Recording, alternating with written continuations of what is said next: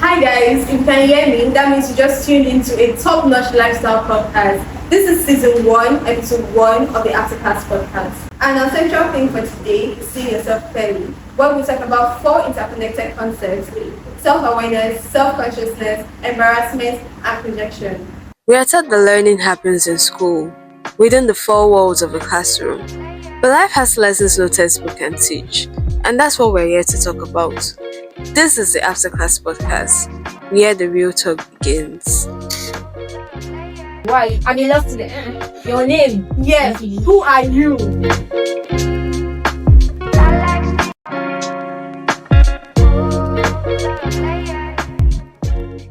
And unfortunately, I have two beautiful ladies in the studio with me. We're going to talk about this topic together. They are Precious. I am Koti. So, guys, how did you spend your week? How did it?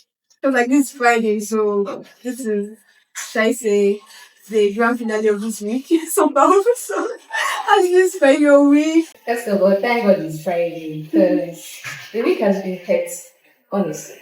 I'm not predicted the trip. I usually start my week with to-do for things I will have to achieve at the end of the day or the day before, something like that. But this week, every time I found myself stepping out of the house, one thing won't lead to another, I will step back inside the house. And it was weighing down, to an extent. I was feeling okay, it's unproductive and everything. But yeah, the week was okay. Minus just yes. Precious, how about you? Well, I had a very stressful week, to be honest. I had to combine school and sewing. And thank God I'm alive. And I didn't break down. So I had a stressful week too. Last week we actually meant to start this podcast last week, but I had to shift it to this week. And I was thinking like, what if when this week comes, like at the end of this week, I'll also be stressed out on stuff like that. So I know we are here. So today we're going to talk about self-awareness, self-consciousness, embarrassment, and projection. So before now, have you guys ever thought about those 4 concepts? The concept of self-awareness. Not thinking per se, but discovering rather. In my own point of view, I discovered what self-awareness was after a long period of shame and shamelessness. Everything is yes. Well, yeah, self-awareness as a whole, the nitty-gritty, and then I decided to do my research to copy it on. Yeah. Well, for me, self-awareness is a journey, and I discovered it when I entered uni. And I had a very stoic personality. I was very passive, very blunt. Don't try me. And I had no ounce of emotional intelligence. But getting to discover yourself helps you to be a better person. In some ways, when you do your research, when you find out things, when you know how to navigate through your feelings, it just helps. For me, I don't know when exactly I became self-aware. I don't know when exactly, but I'll say I'm a very expressive person. I write and I love art a lot, so I'm very expressive. So I think maybe being expressive helped me to discover myself. Because I would have to say things about myself from time to time. I write poems, write stories, write all those things. So I think it was I think I've always been on a journey of self-discovery. And I know that question, who are you? When someone asks you, who are you? Those kind of questions. People say it's a very somehow question because it taxes you to look into yourself and you find out who you are. So I remember one time, I think it was when I was 14, I was like, who am I? I was thinking about myself. I think about people, I analyze people and all of these things. I want to analyze myself. I want to find out who I am. I think that's why I started discovering myself. I also remember after secondary school in particular, I was like, this long break. By the way, the break was longer than intended because ASU strike and all of those things. But I was like, this long break, I'm going to use it to find out, discover myself and know more about myself. So I think that was when my self-awareness journey changed themselves. So people usually think self-awareness and self-consciousness are the same thing. What do you guys think? Do you think being self-aware is the same thing as being self-conscious, or they're just similar but different? Okay, so self-awareness is the ability to know yourself, like inwardly, and the ability to recognize yourself through your emotions, through your feelings, and everything concerning you. But self-consciousness has to do with having thoughts about how you're being perceived by the public or by people around you. So when self-consciousness is excessive, it tends to, bring out the negative aspects of self-awareness, which is insecurities, embarrassment, shame, comments. But that's exaggerated. But anyways, self-awareness and self-consciousness are linked, but self-consciousness has to do with how you're being perceived. Like you always want to know how people see you. You always care about Like how am I people talking? think. How do I look Yeah, at the movement? Are they judging me? exactly. Yeah. So do you think it's the same thing? Now, self-consciousness is a subset of self-awareness. Oh, Self-awareness has public self-awareness, private self-awareness. Public self-awareness is where self-consciousness falls in. So, while some people might lack it, it's not something that is taught. It's something that you have to figure out and learn. When self-awareness can be taught, can be learned at any point in life, at any and discovered as well. Self-consciousness, too little is not good for you and how your image is like the other, like you're not self-conscious whatsoever. Let's say you can even there.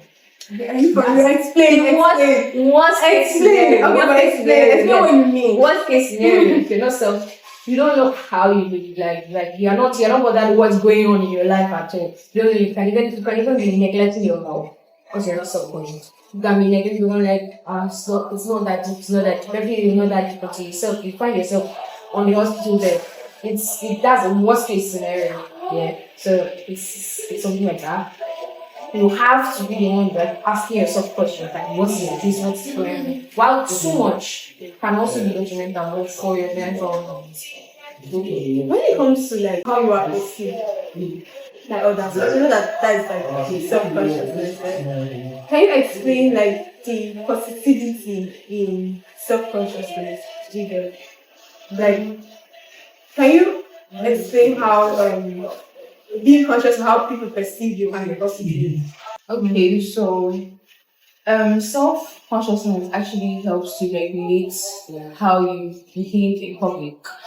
If you are a vast person or a loud person and you enter a room where quiet people are, or it's a room that demands silence, like self-consciousness will help you, regulate that rash behavior for that short period of time. You know that, oh yes, this is a library, I'm meant to keep quiet and read. So it can be positive. Self-conscious can be positive because you have to let's say you're to attend a corporate event and then you're used to wearing like really flashy outfits, you're used to baggy outfits, but the self-consciousness in you would say, okay, this is a corporate event, I'm meant to dress in a corporate way. It just helps regulate our behavior. But do you think that like from your explanation, you think that might make people water down who they really are? Because let's say you're a loud person, and like when you enter inside the room, everybody must know that you're there. When you start being self-conscious of like your environment and everything, you think like okay, that would make people water down who they are. Because let's say on Monday you have to enter inside a room where you have to be quiet. On Tuesday you're going for an event that doesn't really suit your style and everything, but you still have to be there anyways. So do you think like that could like make people water down their own personality? Okay, so overexposure to certain environments that try to niche you, like you are on a journey, like as you said, you're on a journey of self-discovery. You discover that okay, I'm a loud person, but then you found yourself in a certain environment that tells you that you have to be quiet, you have to be loud. You see, case scenario for myself, I was very loud every day, and it sent me to a very negative place. I kid you not, you make one noise, they're knocking you in the head. So that kind of environment, if I experience to certain environments, it definitely makes you water down how you are. Yes, and you now have to you discover yourself. You start the process. You start the process. You have to make conscious efforts into noticing that when you notice that that environment is watering down by my personality and everything, you take some time to step out of that safe environment. I don't know if you're making sense, but yes. Okay. So, in other words, from like conclusively, self-consciousness can be positive, but it should not be excessive. Like, and let's say on like if we're using percentage, let's say the self-conscious like 30%. I will say that because like Yeah. or is it possible that you can be self-conscious, like you know that okay, this thing I'm doing is rash, but I'm still going to do it. Like I know that this business is quiet, but I'm still going to make noise because I'm very successful. That's stepping out of your comfort zone. Stepping out, it should be done with motivation. But yeah, it's just like you saying, okay, this is very quiet, and if I stay quiet for too long, I start getting anxious. Now start telling yourself, you know what's an information and everything, then you now hype yourself up, already. At least find people that might be similar to you, and then you don't have to depend on yourself alone. Then you now hype yourself up small, and then you can get comfortable with that space or step out. What's really there. So let's talk about projection. You know what projection is, right? Like when someone takes their own feelings or issues and then they face it on you. So like they're actually the ones feeling that thing, but then they're like they would say that you're the one that like have to. Was there ever a time or has there ever been a time when someone projected their feelings onto you? Or when you projected your feelings onto someone else, like when you weren't projecting? So like this one, I'm guilty. I was the one projecting. Yes, I was the one. So it happened one day. I was a month or so back. Yeah. So I was just doom scrolling. The internet is a very nice place. And then getting tag. I go to WhatsApp group also. And what's going on? It's secondary school WhatsApp group. And I said, okay, let me check what's going on. I clicked and entered the site. And I saw this one gets married, or this one gets married. I'm like, eh? We were like many people getting married. Not just one person. One person. Yeah. I don't know his spouse. I was like, supposed to get married, Everybody was talking, I'm like, hey, congratulations, sending pictures. I was like, what's going on? She is us that started in university together. We're still in the same university. She has not actually. What's going on? She done what she wanted to do. Like, it's too early. I hope you not get up pregnant. And it's just the girls' truth, not like the guys. When people said it on the guy, they mixed you. That was the they told me. They were taking it like I was genuinely concerned. I was literally fronting in the mouth. After a while, I was like, hold on. Took a step back, started thinking, is it because I have not achieved what I want to achieve? And everything I was actually listening because I was talking to my friends and I'm laughing. Like, I'm genuinely worried for her. I will not blow her power down. This kind of thing that they are making her to. Because she's the kind of person that in secondary school she was very business minded and everything. Suddenly, from nowhere, married. I was like, is she okay? Did they force her? Everything. Genuinely, I now took it a while. I was like scrolling through everything. I'm like concerned that I voiced out. I was like, everything that I've written here is what I want to achieve. It's not like maybe one of what she wants to achieve is that she married early. It's from her bucket list or something or whatever. And I'm projecting what I feel, what I think. I should just be happy for her, congratulate her, and anyway. So yeah, that's what.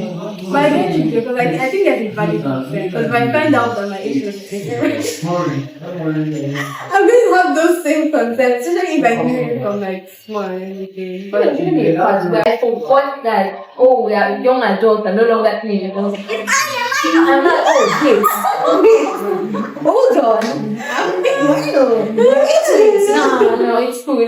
But then I was still worried again. So I'm not here to drag anybody, so I'm not going to insert myself. But let's imagine a scenario there. where an insecure person who appears to be confident in public to other people projects their insecurities, their shame, their feelings onto you. And if you're a self-aware person, you can spot it immediately and then counter it. But if an insecure person who is also self-aware can spot that they are projecting, they can actually, understand that, oh, I'm being hypocritical. Like, I am insecure and I'm bashing someone else, concerning this. So that's where self-awareness comes in. It helps you see that hypocritical version of yourself. So you know when you're projecting and when someone's projecting on you. I see something. When she mentioned to me, I just instantly clicked something that came to your mind when you told us that we're going to make podcast. Self-awareness. Self-awareness is can be used as a shield and as a weapon. So if someone that is emotionally intelligent all round and self-aware, he is also a bad person. That person will manipulate you to the ends of the land. Exactly. That's going to be the most manipulative person. Exactly. And you will not be able to, even if you are self-aware, you are using it as a shield, that person will break your shield and still scatter whatever you are using. Yeah, so that, when she mentioned that, I was like, okay, the two of you are doing battle of the self-aware. One person's madness is going to be stronger than another's madness. That's just I get that because there are people that are evil and they know that they are evil. They know what they are doing, like, man. But it's not a flex. It's not a flex wicked or evil. It's not just like putting this out there. It's not a flex. So I don't know. Don't be wicked, guys. kill the demon. Evilness does not think. I've been a wicked. So let's talk about embarrassment. So there's something I want to ask you. Do you think embarrassment is self-inflicted? Like there are certain times when, let's say, people are lousy and rash and and then they do something that, let's say, they are overly loud and then they say something that they're not meant to say and then people laugh and stuff like that. It's an embarrassing situation. Do you think that if people just think through things and they act in a certain way, they would avoid embarrassing situations? Or do you feel like in life generally, like there are just some situations that you cannot avoid being embarrassed? First of all, embarrassment is a natural phenomenon. You cannot handle situations where you can get embarrassed. There are some things that happen beyond your control. So, for instance, we are law students and we wear black and white. Let's say we're all good, we're looking all good, we've done our lip combo, and then you just step out, and then your bed keeps on you, and just maybe your crush is just standing somewhere. You'll be embarrassed. That's Why are you having a question? It has nothing to do with self-awareness. This one is not self-inflicted. You just came out of your house, you're looking confident. So, and then that bed just, or you had a wardrobe malfunction, or you made a mistake while you spoke to, or while you were addressing people. Sometimes, you can tend to overthink it. I really do not think that it's self-inflicted in most cases. Now, the self-inflicted embarrassment, you're self-aware. You know that what you're going to do is going to lead to embarrassment, and you still do that thing. Yeah, that's different from you. So it's a natural phenomenon. You should actually be embarrassed sometimes because it's human. Humans make mistakes. We always make mistakes. So if you don't feel embarrassed, then there's definitely something wrong with you. You mentioned something along the line of embarrassment is actually supposed to be normal. Yes, I agree with her. The one I said next to her, and I also agree. I agree with her in that part. If you don't get embarrassed, you carry yourself with the air and atmosphere that, I think everything and cry comment before it comes. That the kind of you fall. And such people are so irritating because they can't see tell that this thing you're doing is embarrassing or something like that. There's a way that people carry themselves with. They are self-aware, yes, but they carry themselves in such a way that you should be focusing on that. Perfectionist. Yeah. I'm the best. OCD. I have OCD. Okay, that's the most irritating. I have OCD. That's not OCD. I beg of you. You are just shameless. Yes. I beg. That is not OCD. You carry yourself in such a way that okay, you are doing it and it's causing other people embarrassment on your behalf. So when Nigerian parents say don't go out there and embarrass me, that's what they mean. I promise you that that's what they mean. But yeah, you need to experience embarrassment, like even if it's self-inflicted or somebody's come to tell you you're embarrassing me and then you feel embarrassed because of that person. That's what the person said. It's not you experience it. Yes, let me bring you to humility. If not, I don't know. I'm using a baby as an instance. Like when I grew up, I was like, okay, embarrassment is really in your head because when a baby falls down, if everybody just looks away, they'll be like, don't cry, don't cry, like don't say anything. The baby will not. The baby will stand up and continue walking as though nothing happened. But the moment everybody start, hey, are you okay? That's when the baby will start crying. Yes. So I don't use that as okay a point of view. If you fall, you feel like try something, get up and try again. Literally, everybody's minding their own business. Everybody has their own life. Unless you are jobless in your life. Everybody mind their own business. You stand up and mind your own business. If you start doing, oh, we're praying a big thing, come on. Embarrassment is the end.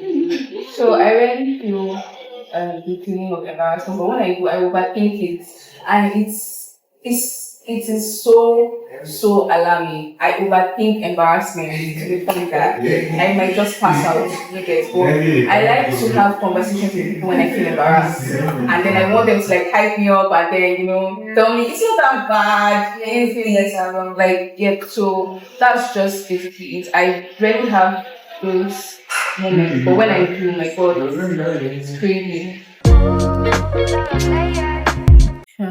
So there's also this thing where people take on an identity that they should not like take on as their personal self. Like they're not able to distinguish between their self as an individual and the things that they engage in.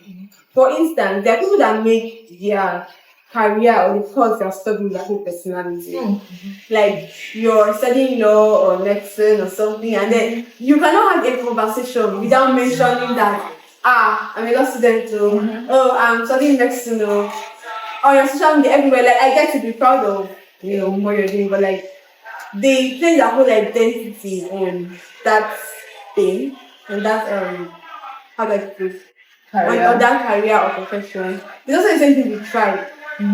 Like I'm not going to mention tribe, but like yeah, you like make your tribe your whole personality, or make your religion your whole personality. Or your appearance. Yeah, I think there's or your appearance. I think there's a big problem with that because when that thing is being criticized, instead of you taking it as that thing, like instead of you taking it as a criticism to that thing, you end up taking it as a self-criticism, like they are criticizing you. For instance, if someone comes and says, "Oh, lawyers like to do this too much or not do that too much," like instead of you pausing to think, is what they are saying correct or not? Why are they saying what they are saying? You immediately take it as a personal attack. Like you said, lawyers are poor. That means you're saying that I am poor, and then you start being defensive. Oh, I am not poor. Da, da, da, da, da, da, da, da, da, da.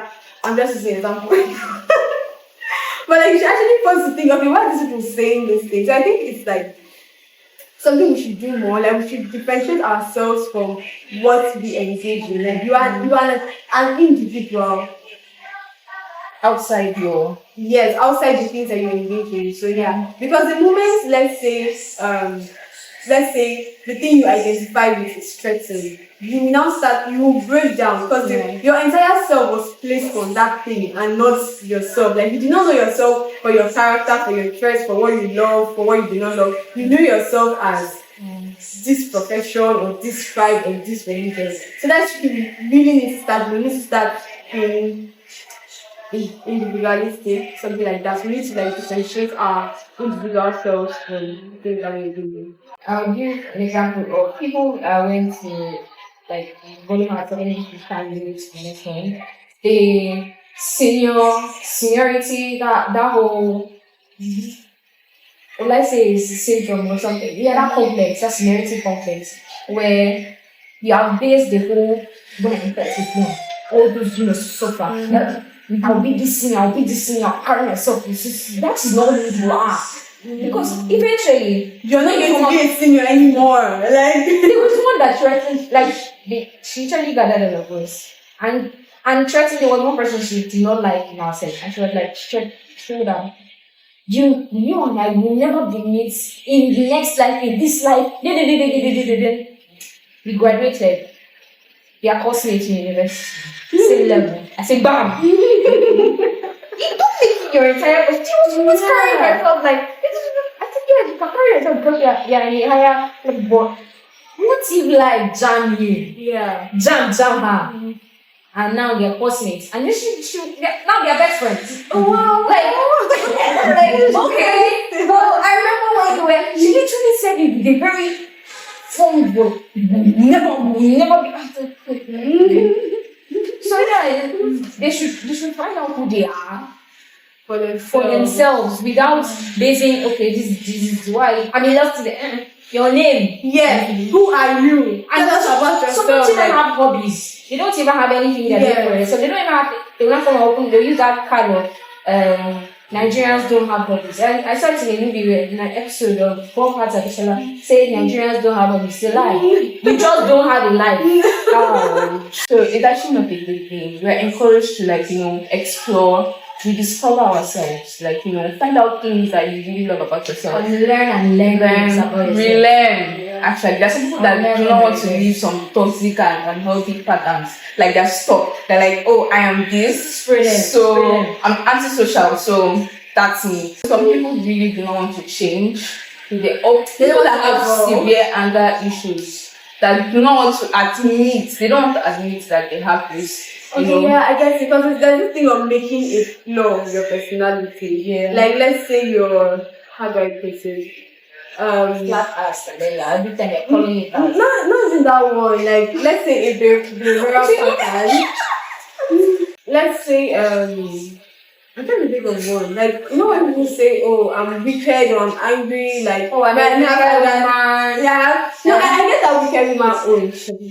I get it because most times what people are saying like it's people that say you're wicked. You get so now you're not like oh yeah, now I'm wicked. But I'm talking about like when someone takes a flaw and then they try to defy that flaw and then make it their personality. For instance, let's say you gossip a lot and then like especially is not like living in a nice place, but then you now like making your whole personality Never bro, only for life. Yes, and then you're so proud of it. So thank you girls for coming. I hope you were able to understand self-awareness, self-consciousness, projection, and embarrassment. I hope from now on you start to see yourself clearly. You would handle embarrassing situations better. You'll be more self-aware. You don't tell yourself that this thing I did was not good. I shouldn't have done it. I should have treated this person this way. You'll be able to call out your mistakes without feeling shame. And you also not project your feelings onto other people. And you will know when someone is projecting their feelings. So thank you guys for coming. I'm going to invite you guys for the next episode because you guys were so good. So yeah, see you next time. Bye.